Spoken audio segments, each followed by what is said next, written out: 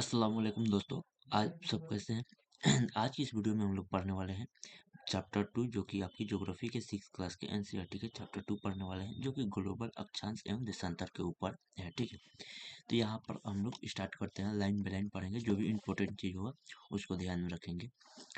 पिछले अध्याय में आप पढ़ चुके हैं कि हमारा पृथ्वी की गोलाकार नहीं है, हमारे जो पृथ्वी है वो गोलाकार नहीं है। यह एक उत्तर एवं दक्षिण ध्रुवों पर थोड़ी सी चिपटी हुई है तथा वह मध्य में थोड़ी सी उभार हुई है। ठीक है, मतलब आप देखेंगे कि उत्तर और आप दक्षिण ध्रुव पर आपको थोड़ा सा उभरा हुआ मतलब देखेंगे कि चिपटा हुआ है, और नीचे में आप देखिएगा तो उभरा हुआ है। ठीक है, तो यहाँ पर आपको समझ में आ गया होगा। क्या आप कल्पना कर सकते हैं कि कि यह कैसी दिखती है? मतलब आप कल्पना कर सकते हैं कि पृथ्वी हम लोग का है, वो बाहर से कैसा दिखता है। ठीक है, दिखाई कैसा देता है। इससे संबंधित जानकारी प्राप्त करने के लिए आप अपनी कक्षा में सावधानी पूर्वक ग्लोब को देख सकते हैं। ये है आपका पृथ्वी, ये आपको ग्लोब है। ठीक है, तो यहाँ पर पूरा दिखाई देगा। ठीक है, यहाँ पर देख सकते हैं ग्लोब पृथ्वी का एक लघु रूप में एक वास्तविक प्रतिरूप है। ठीक है, तो ये एक वास्तविक प्रतिरूप है। ठीक है, चित्र नंबर चित्र नंबर 2.1 में ये है आपका पूरा ग्लोब। ठीक है, आप लोग स्कूल या कॉलेज या कहीं भी सरकारी कार्यालय में जाते होंगे, या कॉलेज या कहीं कोचिंग संस्था में भी रहता है, तो इस तरह आपको देखने को मिलेगा। यही है आपको पूरा ग्लोब। ठीक है, तो इस यहाँ पर आपको अक्ष कहा जाता है, और ऊपर में आपको, ठीक है, तो ये है एक सेकंड। तो देखिए, इसका नाम पूरा ग्लोब है, और ये जो है इसको यहाँ पर बिंदु पर है, इसको अक्ष कहा जाता है। ये अपने अक्ष पर घूमता है। ठीक है, ग्लोब विभिन्न आकार एवं प्रकार के हो सकता है। ठीक है, विभिन्न आकार के भी और प्रकार के हो सकता है। बड़े ग्लोब जो आसानी से एक स्थान से दूसरे स्थान नहीं ले जाया जा सकता है, यानी बड़ा ग्लोब होगा तो उसे एक स्थान से दूसरे स्थान नहीं ले जा सकते हैं। ठीक है, यहाँ पर देखिएगा, पॉकेट में रखने योग्य छोटा ग्लोब तथा गुब्बारा जैसा ग्लोब जिसमें हवा भरी जा सकती है। ठीक है, मतलब छोटा होगा तो वो आप कहीं भी ले जा सकते हैं, एवं आसानी से एक स्थान से दूसरे स्थान पर ले जाया जा सकता है। ठीक है, तो अगर छोटा होगा पॉकेट वाला या गुब्बारा टाइप के, गुब्बारा को देखते होंगे कितना साइज उसका मतलब होता है फुलाने के बाद, तो उस टाइप के अगर होगा तो आप कहीं से भी उसे आसानी से ले जाया जा सकता है। इतना इतना बड़का रहेगा तो कहीं से भी आप ले जाया जा सकता है। ठीक है, यहाँ पर देखिएगा, ग्लोब इस स्थिर नहीं होता है, मतलब ग्लोब स्थिर नहीं होता है, वो नाचते रहता है। ठीक है, इससे उसकी प्रकार या घुमाया जा सकता है, यानी कि इसका प्रकार या घुमाया जा सकता है, उसे घुमा सकते हैं। ठीक है, वो एक जगह नहीं रहेगा। जैसे कि कुम्हार की पहिया या लट्टू के घूमता है।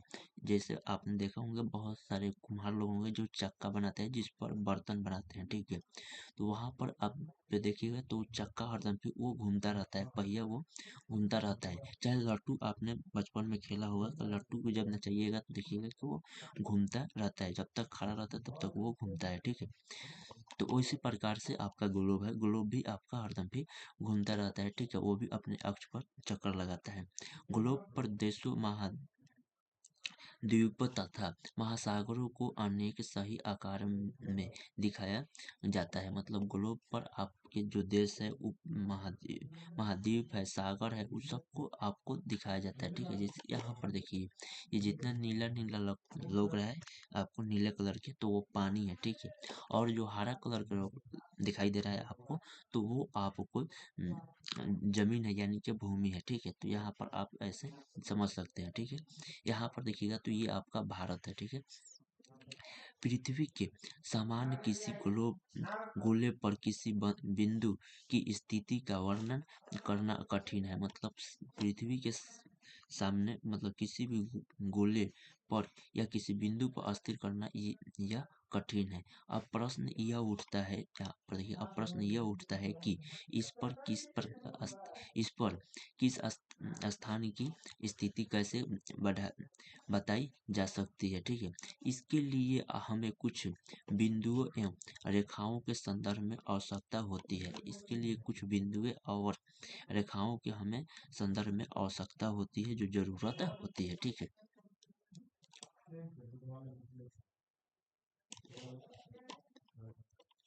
आप देखेंगे कि एक सुई, आप देखे होंगे कि एक सुई पर ग्लोब में झुकी हुई अवस्था में स्थिति होती है, यानी कि एक सुई की झुकी हुई होगी, ठीक है। आपके ग्लोब देखिएगा थोड़ा झुका हुआ है, ठीक है, जिसे अक्ष कहा जाता है, यानी कि वो सुई के जैसे एक सुई के ग्लोब में झुकी हुई होगी, ठीक है। उसी अवस्था को हम लोग क्या कहते हैं, अक्ष कहते हैं, यानी कि जिस तरफ झुकाव होगा उसी तरफ, ठीक है।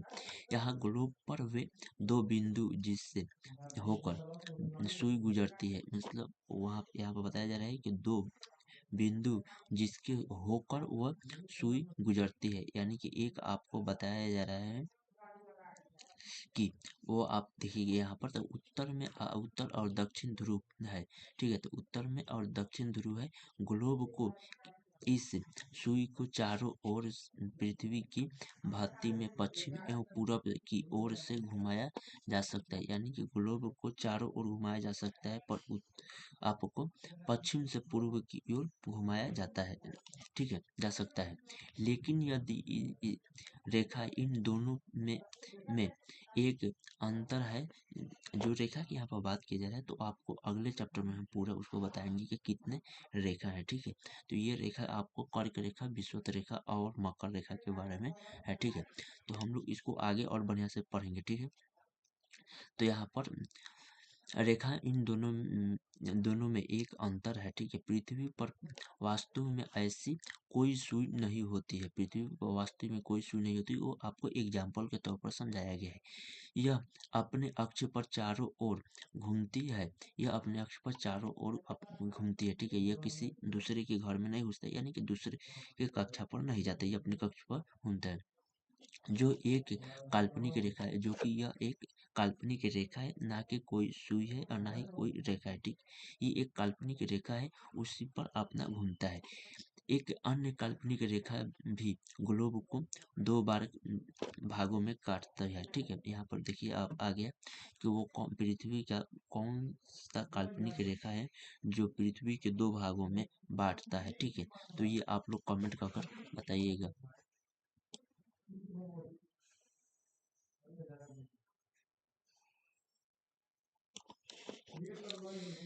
इसे हम विषुवत रेखा कहा जाता है, ठीक है। उसे क्या कहा जाता है, विषुवत रेखा कहा जाता है। विषुवत रेखा है कि जो कि आपको पृथ्वी के दो भागों में बांट देता है, ठीक है। एक उत्तरी ध्रुव, एक दक्षिणी ध्रुव। देखिए यहाँ पर है आपकी विषुवत रेखा, ये जो लाइन डॉटेड डॉटेड कॉपी किया गया है, और यहाँ पर विषुवत रेखा, तो ठीक है। तो यहाँ से ऊपर आप जाइएगा तो ये उत्तर ध्रुव हो जाएगा, इससे नीचे जाइएगा तो दक्षिण ध्रुव हो जाएगा, ठीक है। तो यहाँ पर आपको समझ में आ चुका होगा। पृथ्वी के उत्तर में स्थिर आधे भाग को उत्तरी गोलार्ध तथा दक्षिणी वाले आधे भाग को दक्षिणी गोलार्ध कहा जाता है, ठीक है। तो यहाँ पर आपको ये समझा दिए हैं, ठीक है। यह दोनों बराबर के आधे भाग होते हैं, ये दोनों बराबर होते हैं, ये नहीं कि ये कम है ये ज़्यादा है, ठीक है। इस प्रकार के विषुवत वृत्त या पृथ्वी पर एक काल्पनिक वृत्त बनती है। इस प्रकार एक विषुवत वृत्त कहिए या काल्पनिक वृत्त कहिए, ठीक है, यानी कि रेखा, एवं यह पृथ्वी पर विभिन्न स्थानों की स्थिति बनाते हैं। पृथ्वी के विभिन्न स्थानों पर ये क्या कहते हैं, स्थानों पर स्थिति बनाते हैं। सबसे महत्वपूर्ण संदर्भ बिंदु है, सबसे महत्वपूर्ण संदर्भ बिंदु है जो कि आपका विषुवत वृत्त के से ध्रुवों पर स्थिर सभी समानताएं और वृत्तों को अक्षांश में समांतर रेखा कहा जाता है, यानी कि अक्षांश में क्या कहा जाता है, समांतर रेखा कहा जाता है। अक्षांशों को अंश में मापा जाता है, अक्षांशों को किस में मापा जाता है, अंश में मापा जाता है, ठीक है। विषुवत वृत्त का शून्य अंश अक्षांश को दर्शाती है, मतलब विषुवत वृत्त जो होता है आपका, उसको शून्य में यानी कि 0 डिग्री में दर्शाया जाता है। ठीक है, तो ये आपको विषुवत जो है विषुवत रेखा कहते हैं। तो इसे आपको 0 डिग्री में दर्शाया जाता है। ये इसका कितना भी डिग्री नहीं होता, ये 0 डिग्री, यहाँ से 0 डिग्री से अब स्टार्ट होगा तो आपको ऊपर जाएगा। ठीक है, तो इसमें आपको एक एक उसके बाद से 30 डिग्री पर एक मिलेगा। ठीक है, मकर रेखा और आपको कर्क रेखा।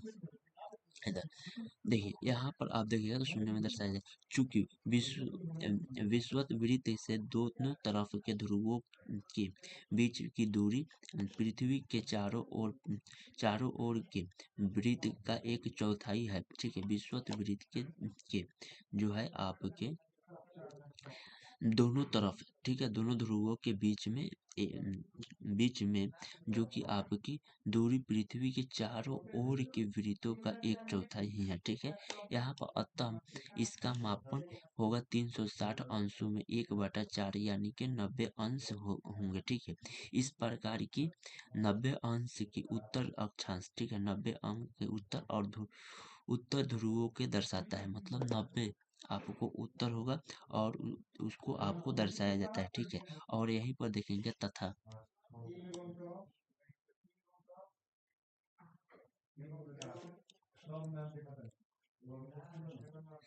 90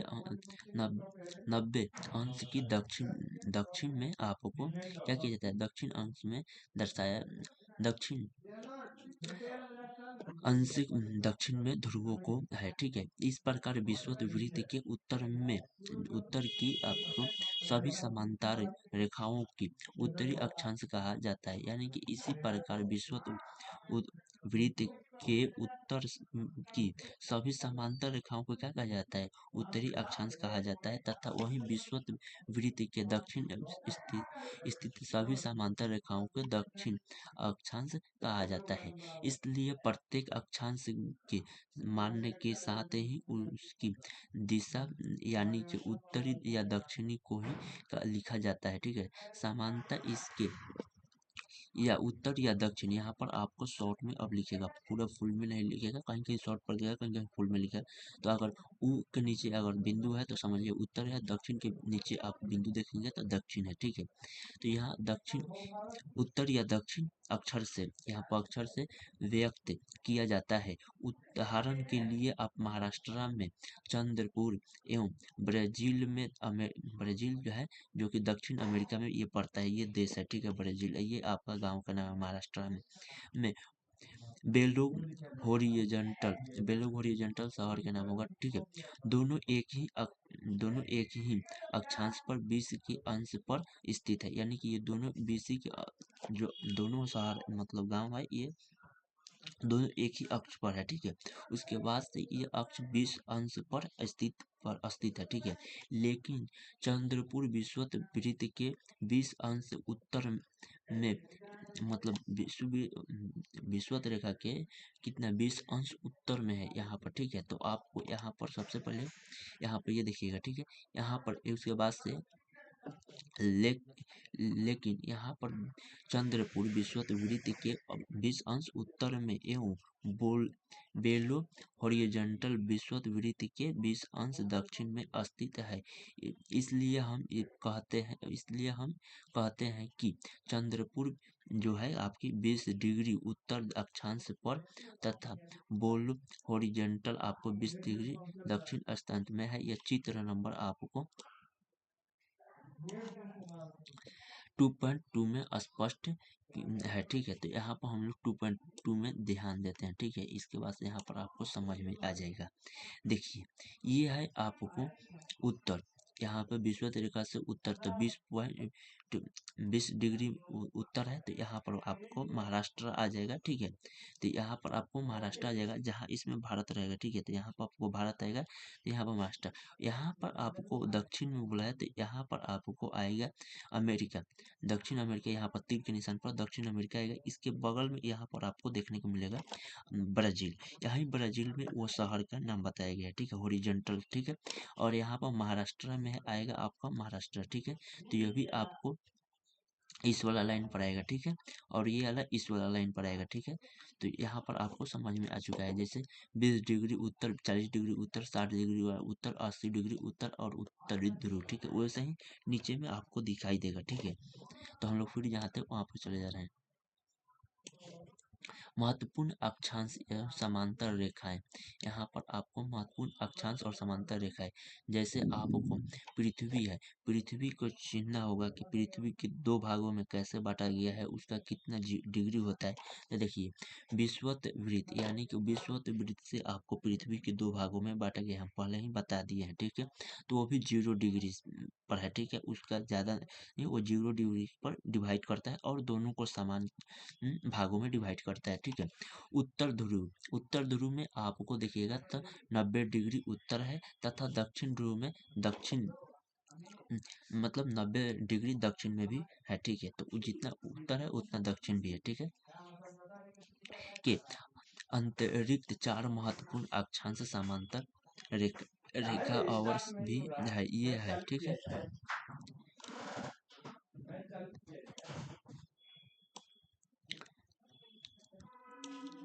और यहाँ पर देखिएगा तो यहाँ पर आपको उत्तरी गोलार्ध, यहाँ पर उत्तरी गोलार्ध में कर्क रेखा 23/2 है, ठीक है। यहाँ पर आपको डिग्री में उत्तर में है, और दक्षिणी गोलार्ध में मकर रेखा है जो कि 23/1/2 पर दक्षिण गोलार्ध में, विषुवत रेखा 66/1/2 पर दक्षिण में है। यहाँ पर दक्षिण सॉरी यहाँ पर उत्तर में उत्तरी ध्रुव पर है, ठीक है। और यहीं पर विषुवत रेखा के रेखा में देखिएगा तो 66/2 में दक्षिण में यानी दक्षिणी ध्रुव पर है। इसको हम लोग मैप से समझते हैं, ठीक है।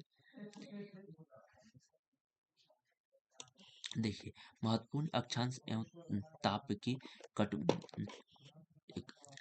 कटिबंध, ठीक है। तो यहाँ पर देखिए आपको समझ में पूरा डिटेल्स आ जाएगा, इसको अगर समझ गए तो आपको पूरा पृथ्वी के समझ में आ जाएगा, ठीक है। देखिए ये जो 0 लाइन है ये आपको विषुवत वृत्त है, उसके ऊपर में उस कटबंधीय क्षेत्र यानी कि गर्म वाला क्षेत्र, तो जी ऊपर भी होगा तो नीचे भी होगा आपको असली। तो जितना 23/2 पर यहाँ पर उत्तर में है, तो 23/2 पर यहाँ पर दक्षिण में भी है। तो यहाँ पर आपको पूरा यहाँ पर गर्म वाला क्षेत्र मिल जाएगा, ठीक है। तो ये दोनों जो कलर पर है ये गर्म वाला क्षेत्र है। उसके बाद से ये इसको यहाँ पर देखिएगा तो उसके बाद से पहले इसको समझिए, विषुवत रेखा, कर्क रेखा, ठीक है। ये आप देखिए जब देखिए सूर्य क्या होता है, सूर्य आपको ये मकर रेखा से कर्क रेखा पर जाएगा, फिर कर्क रेखा से जब मकर रेखा पर आएगा तो विषुवत रेखा को 2 बार क्रॉसिंग करेगा, ठीक है। तो ये आपको आगे पढ़ना है, ठीक है। यहाँ पर सिंपल से समझ लीजिए कि आपको किसको क्या बोला जाता है और उसको क्या महत्व है, ठीक है। विषुवत रेखा पृथ्वी के 2 भागों में बांटता है, कर्क रेखा और मकर रेखा नीचे में है आपको, ठीक है। यहाँ पर ये 3 लाइन है, ठीक है। यहाँ पर जो कर्क रेखा है वो आपको 23.5 डिग्री पर है, और विषुवत रेखा है वो 0 डिग्री पर है, और मकर रेखा है वो आपको 23.5 डिग्री पर है। ये हो गया उत्तरी शीत कटिबंधीय है जो कि 66/1/2 पर उत्तर में है, और 66/1/2 पर यहाँ पर दक्षिण में है। यह हो गया दक्षिणी ध्रुव, ये हो गया उत्तरी ध्रुव। इतना समझ में आ चुका होगा। तो अब देखिए उष्ण कटिबंधीय क्षेत्र यानी कि गर्म के क्षेत्र, और दक्षिणी शीतोष्ण कटिबंधीय क्षेत्र यानी कि ठंडा, ठीक है। और यहाँ पर देखिएगा तो यहाँ पर भी मिलेगा आपको, ठीक है। तो दोनों में मिलेगा क्योंकि दूरी के हिसाब से है, जितना दूरी ऊपर जाएगा उतना ही दूरी नीचे भी आएगा, ठीक है। और यहाँ पर देखिएगा उत्तरी शीत कटिबंध यानी कि बर्फीला है, यहाँ पर ऊपर और नीचे, ठीक है। जैसे आपको देखिएगा तो जितना ही विषुवत रेखा से आप दूर जाइएगा उतना ही आपको ठंडा दिखाई देगा, ठीक है, ठंडा मिलेगा। जैसे पहले गर्म, जितना ही विषुवत रेखा के पास जाइएगा गर्म मिलेगा, जितना ही दूर जाइएगा ठंडा मिलेगा। तो वैसे ही उत्तर में जितना ही जाइएगा आप तो आपको गर्म ठंडा फिर उसके बाद से बर्फीला मिलेगा, ठीक है। जैसे ही ध्रुव पर सटिएगा वैसे ही इधर भी आइएगा तो आपको वही स्थिति मिल जाएगा, ठीक है। तो यहाँ पर इतना समझ में आपको आ चुका होगा, ठीक है।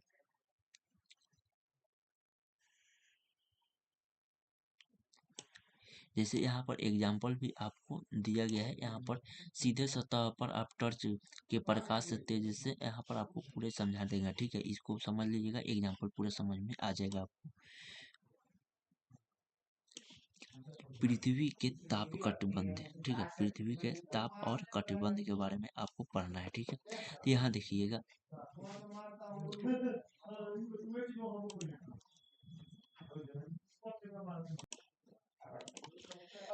अब हम लोग देखेंगे पृथ्वी के ताप कटिबंधीय, ठीक है। तो यहाँ पर कर्क रेखा एवं मकर रेखा के बीच के सभी अक्षांशों पर आपको सूर्य और में एक बार दोपहर में और सिर के ठीक ऊपर से होता है, ठीक है। मतलब जब आप देखिएगा तो अक्षांश के सूर्य वर्ष में एक बार, जो कि आपके दोपहर में आपको देखिएगा कि पूरा सिर के ऊपर से धूप रहता है, ठीक है। तो यहाँ पर उसके बारे में बताया गया है, ठीक है।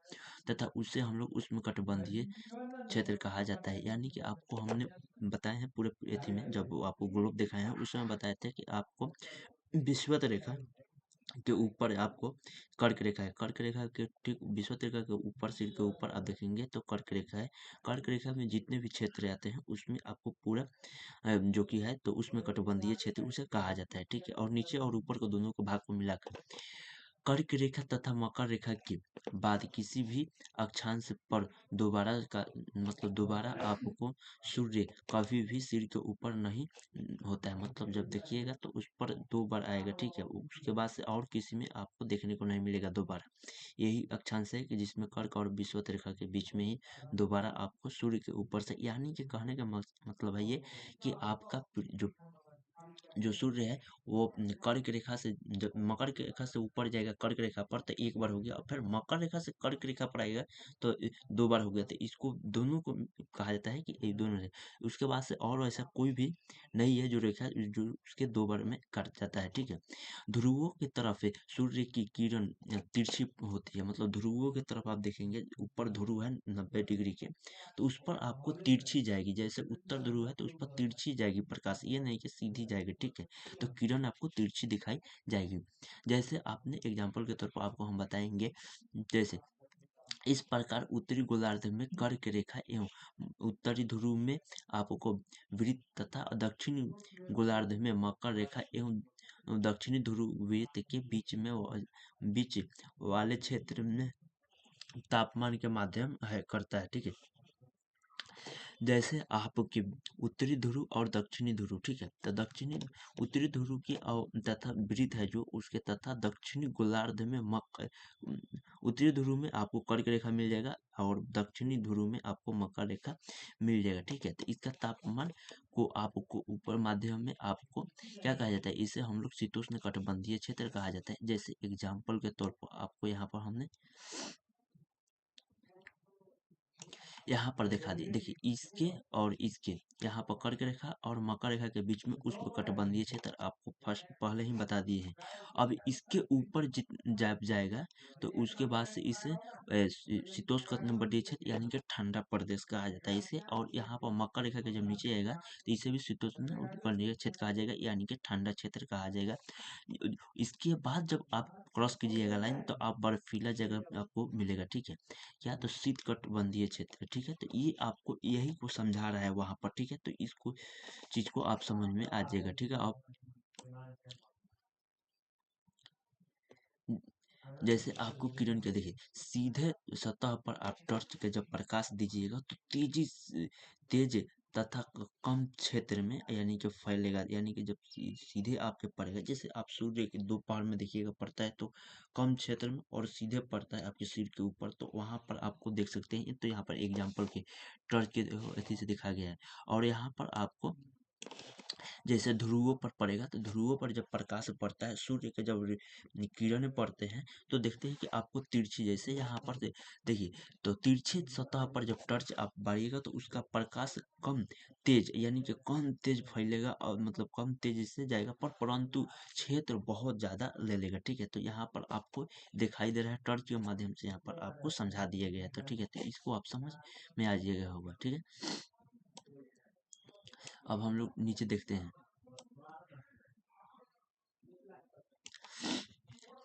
उत्तर गोलार्ध में उत्तरी ध्रुव वृत्त एवं उत्तरी ध्रुव तथा दक्षिणी गोलार्ध में दक्षिणी ध्रुवों वृत्त एवं दक्षिणी ध्रुवों के बीच के क्षेत्र में ठंडी बहुत होती है। ठीक है, यहाँ पर ठंडी बहुत होती है क्योंकि यहाँ पर सूर्य के तिरछी से ज़्यादा ऊपर जो कि ऊपर ये नहीं आ पाता है। ठीक है, इसीलिए यहाँ पर शीतकटिबंधीय क्षेत्र कहा जाता है, यानी कि सिर के ऊपर ज़्यादा नहीं जा पाता है, जिसकी वजह से यहाँ पर शीतकटिबंधीय क्षेत्र कहा जाता है। ठीक है, अब हम लोग देशांतर देखते हैं।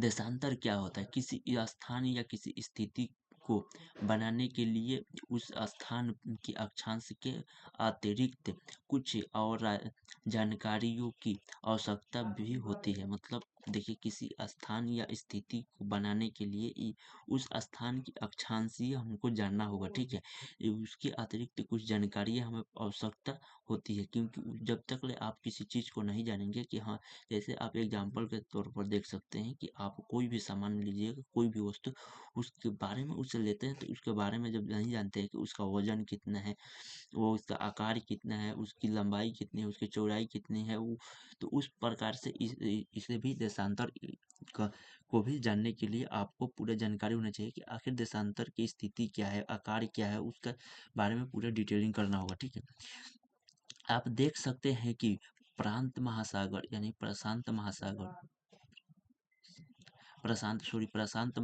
में स्थित टेंगो द्वीप है, जो कि टेंगो हिंदुस्तान में आपको मिलेगा।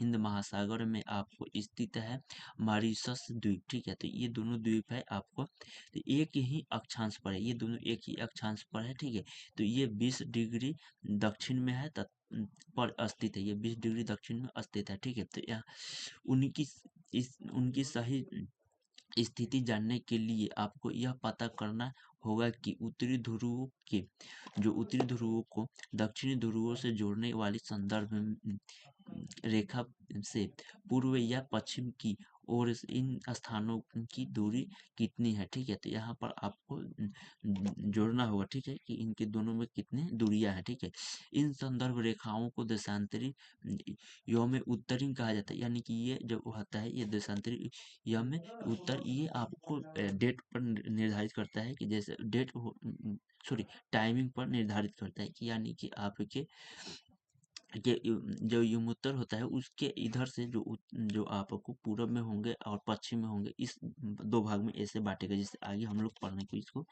मिलेगा, देखिएगा।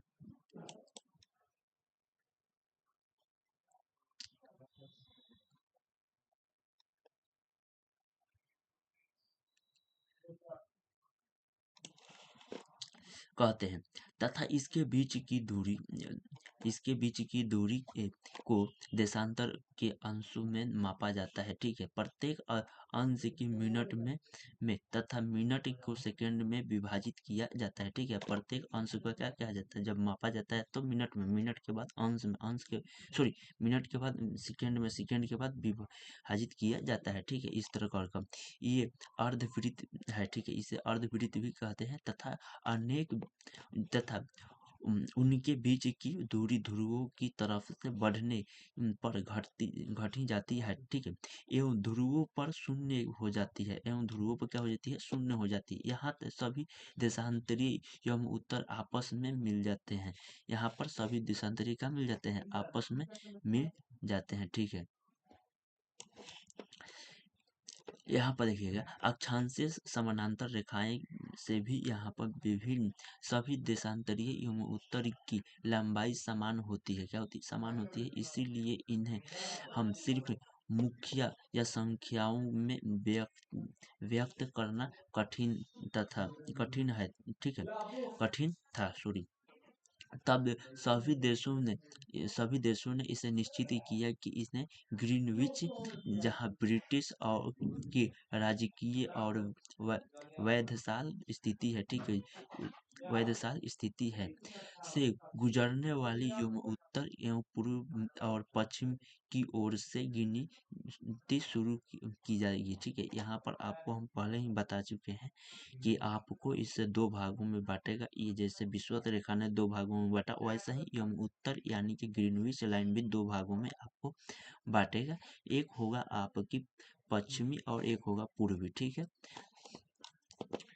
यहाँ पर आप देखिएगा तो इसमें यमोत्तर में प्रमुख यमोत्तर कहते हैं, जो कि इसका मान 0 डिग्री देशांतर होता है, यानी कि इसका मान क्या होता है, 0 डिग्री देशांतर होता है। तथा यहाँ से हम 180 डिग्री या पूर्व या 180 डिग्री पश्चिम तक गणना करते हैं, ठीक है, यानी कि गिनते हैं। प्रमुख यम उत्तर तथा 180 डिग्री यम उत्तर मिलकर पृथ्वी को दो समांतर विभाग पूर्व गोलार्ध एवं पश्चिमी गोलार्ध में विभाजित करते हैं, विभक्त करती है, ठीक है। इसीलिए किसी भी स्थान के देशांतर देशांतर के आगे पूर्व के लिए अक्षर यानी कि पूर्वी, यहाँ पर आप देख सकते हैं, केवल पू के यहाँ पर आपको बिंदु दे दिए यानी पूर्वी, तथा पश्चिमी के लिए आपको अक्षर को पहचानने के लिए पद दिया जाएगा, ठीक है, का उपयोग किया जाता है, ठीक है। तो यहाँ पर आपको जैसे उत्तर के लिए उ बिंदु दिया गया था और दक्षिण के लिए द और बिंदु दिया गया था, उसी तरह इसको भी अक्षर को पहचानने के लिए पु और बिंदु और प और बिंदु दिया जाएगा, ठीक है।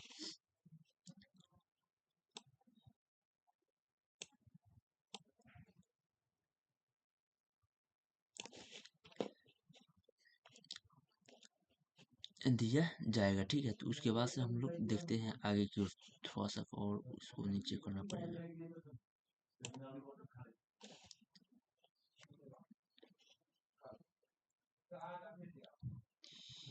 दिया जाएगा। हाँ, यहाँ पर हम लोग परिचय दिया जाएगा। अब यहाँ से हम लोग पढ़ना है,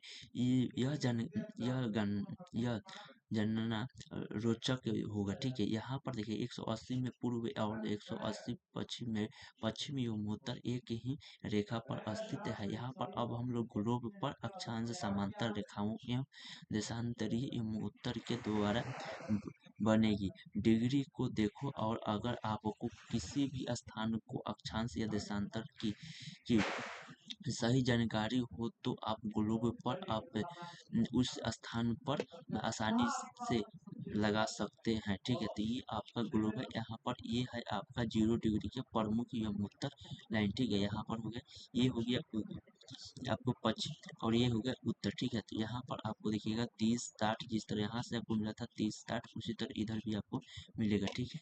तो ये हो गया आपको, ठीक है। तो यहाँ पर आप समझ लीजिए।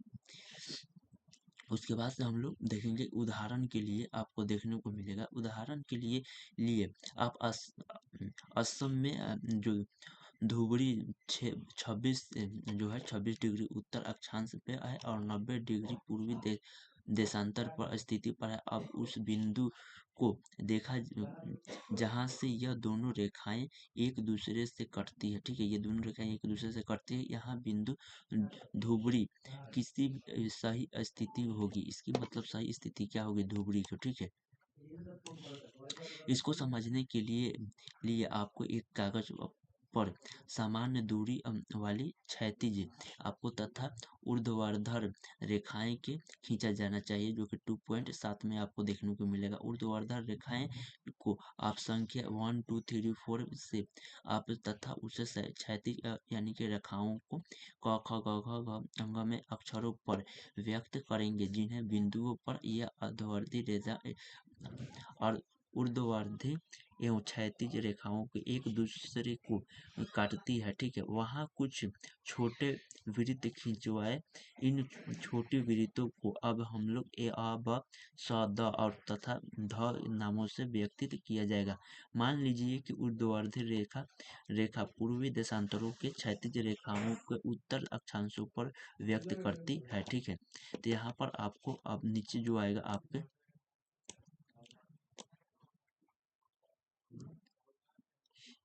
तो इसके बारे में बोला जा रहा है, ठीक है। तो हम इसको पूरा डिटेल से आपको समझाते हैं कि आप किस तरह किसी भी राज्य में स्टेट में रहेंगे या किसी भी देश में रहेंगे और दूसरे देश को पता करना होगा तो आप आसानी से पता कर सकते हैं, ठीक है।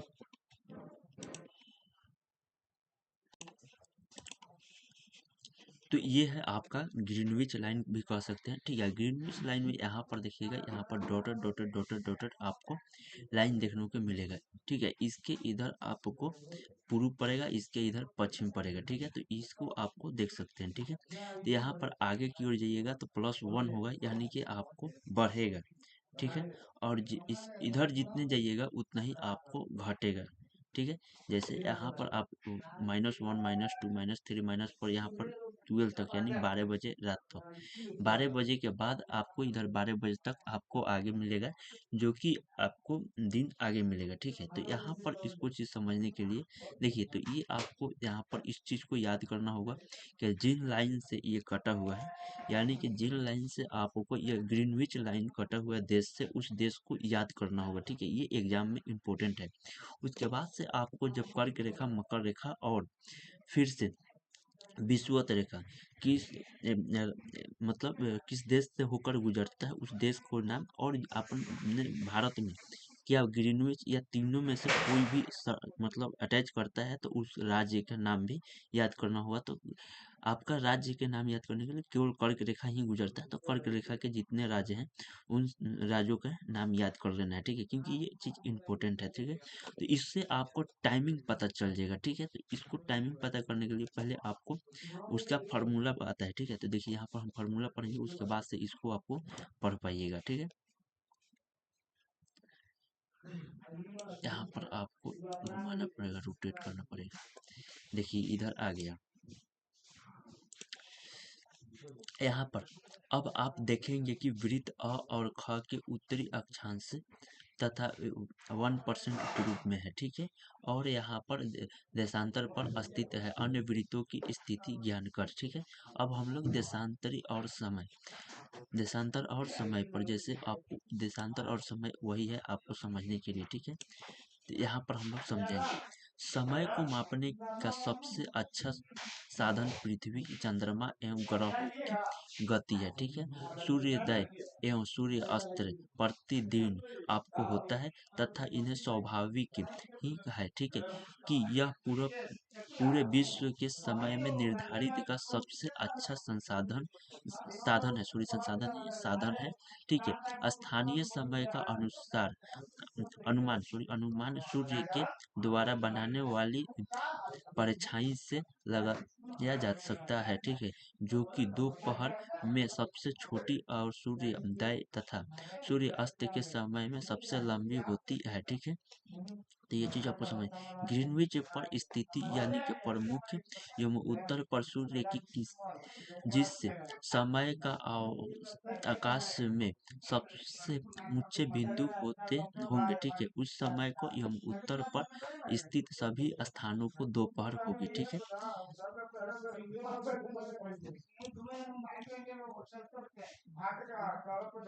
दोपहर हो गई। यहाँ पर देखिएगा, चूंकि पृथ्वी की पश्चिमी ऐसे और पूर्व की ओर से चक्कर लगाती है, अतः वह स्थानीय जो कि आपको ग्रीनविच के पूर्व में है, यहाँ पर उनका समय ग्रीनविच समय से आगे होगा, ठीक है, तथा जो कि पश्चिम में ही है, ठीक है।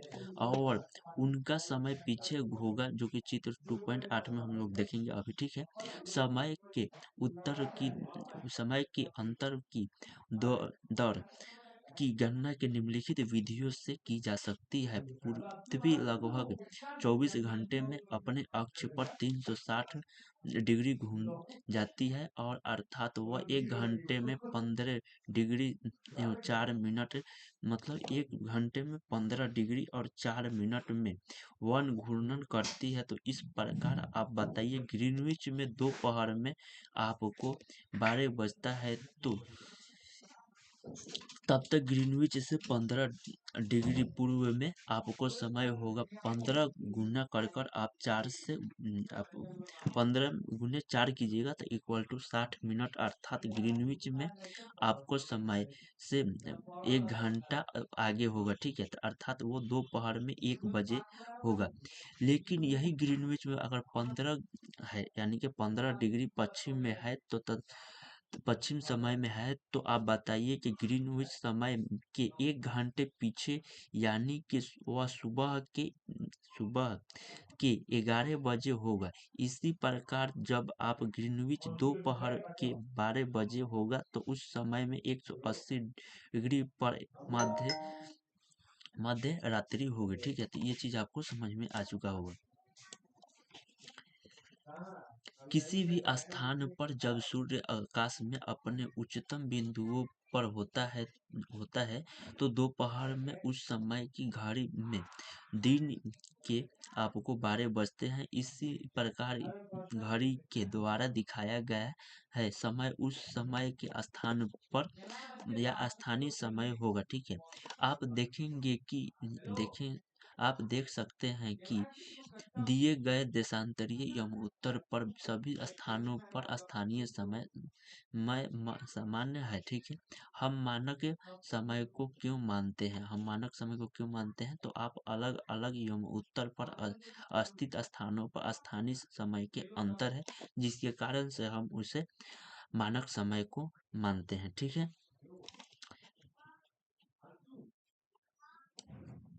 अब हम लोग यहाँ पर इसको देखते हैं। ठीक है, तो अंतर होता है। ठीक है, यहाँ पर आपको होता है। ठीक है, और उदाहरण के लिए जैसे भारत में भी है दो भाग में, एक 97 डिग्री पर पूर्व में है और एक 68 डिग्री पर ये भी पूर्व में है। और ये क्योंकि ये भारत की जो है आपके वर्ल्ड यानी कि विश्व में उत्तर, ठीक है, उत्तर पूर्व में है, तो इसके वजह से यहाँ पर आपको ये पूर्व में आता है। ठीक है, भारत के मानक मान उत्तम। ठीक है, तो यहाँ पर आप देख सकते हैं उसी फॉर्मूला से है। ठीक है, उदाहरण के लिए बहुत देशांतरों को होकर गुजरने वाली रेलगाड़ियों के लिए समय सारणी तैयारी करना कठिन होगा, यानी कि समय तय करना कठिन होगा, क्योंकि हर जगह आपको गुजरने वाली जो लाइन है वो देशांतरीय वो अलग होती है। ठीक है, भारत में भी गुजरात के द्वारका तथा असम में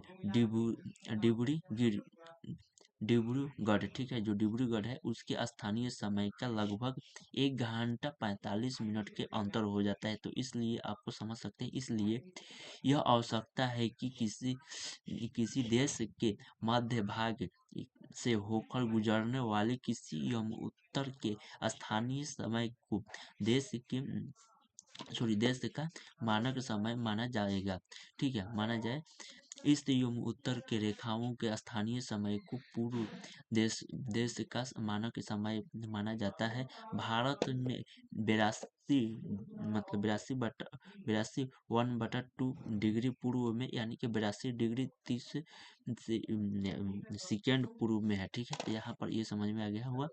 यहाँ पर देखिए बिंदु रहेगा, अगर 2 रहेगा तो मिनट और 1 रहेगा तो सेकेंड यहाँ पर गिना जाता है। ठीक है, को मानक एवं उत्तर माना गया है, इसलिए आपको एवं उत्तर के लिए स्थानीय समय को पूरे देश का मानक समय माना जाता है। ठीक है, इसके भारतीय मानक समय के नाम से जाना जाता है। करीब भोपाल के निकट में एक छोटा सा नगर में रहता है, जो कि वह अपने कबीर यहाँ पर होगा। ठीक है, तो वो मित्र को जो कि आलोचक से कहता है कि वह लोग आज इस रात्रि में, यानी कि रात्रि में नहीं सो पाएंगे, क्योंकि भारत और इंग्लैंड के बीच का एक क्रिकेट मैच है जो कि लंदन में 2 बजे अपराह्न खेला जाएगा। ठीक है,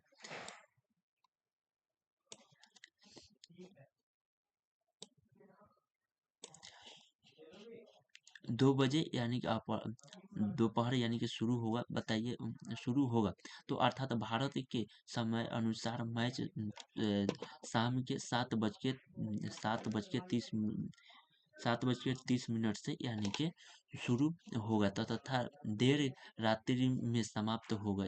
ठीक है, तो यहाँ क्या आप जानते हैं कि भारत एवं इंग्लैंड के बीच समय में क्या अंतर है? तो यही भारत ग्रीनविच के पूर्व में 82 डिग्री और आपको 30 सेकेंड पूर्व में स्थित है, तथा यहाँ का समय आपको ग्रीनविच समय से 5 घंटे 30 मिनट आगे है, इसलिए आप लंदन में दोपहर के 2 बजे होंगे। ठीक है, तब भारत में अब शाम के आपको 7:30 होगा, ठीक है। कुछ देशों में देशांतरीय विस्तार अधिक होता है, तो जिसके कारण से वहाँ एक से अधिक मानक समय अपनाया गया है, ठीक है। यहाँ उदाहरण के लिए आप रूस में देख सकते हैं, वहाँ पर 11 मानक रेखाएं अपनाए गए हैं जो कि पृथ्वी को एक एक एक घंटे वाले 24 समय क्षेत्रों में बांटा गया है। इस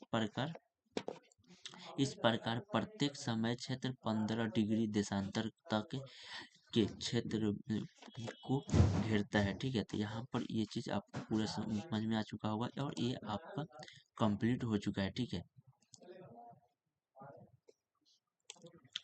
तो ये आपका चैप्टर कंप्लीट हो गया, चैप्टर 2 आपका कंप्लीट हो गया। अब चैप्टर 3 हम लोग देखेंगे, ठीक है, अगले वीडियो में। तो आई होप आपको ये चीज़ समझ में आ चुका है। अगर मेरे चैनल पर नया है तो प्लीज़ चैनल को सब्सक्राइब कर लीजिएगा, बेल आइकन ऑल पर सेट कर लीजिए। हम लोग फिर मिलते हैं एक नए अपडेट के साथ, तब तक के लिए बाय। वीडियो देखने के लिए धन्यवाद।